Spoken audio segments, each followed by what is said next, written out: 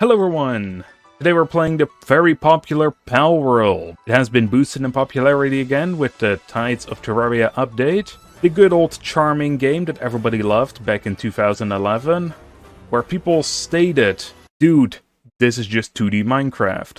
So while creating this base I had to use clever techniques and I had to use my creative insight of these game mechanics to construct what you see before your eyes right now. So we all know Terraria is a 2D game while Palworld is 3D. You'd think this might be a bit difficult, but actually it's very easy. All we have to do?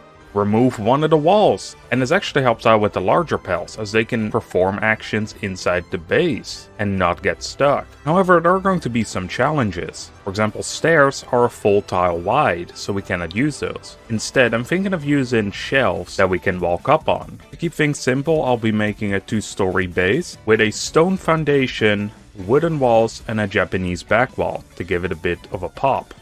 But we don't have any half walls, so where the stairs are at, there is a gap, which is not really ideal. To combat this, I placed a couple tables on top of each other. It creates a bit of an arch, but at least you can walk over to the other side. I will say though, my favorite part about this build are the stairs. I really love that you could do this with the shelves. They work absolutely well, and I'm very surprised about that. As well as the wall-floor combination. I actually do quite like that the Japanese walls pop out while the side walls are regular wood.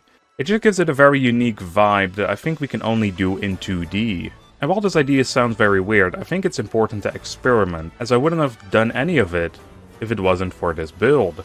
And well, here's the full base in its full glory. It is fully functional with crafting stations at the bottom so the pals could use them, and a bed at the top where we can sleep.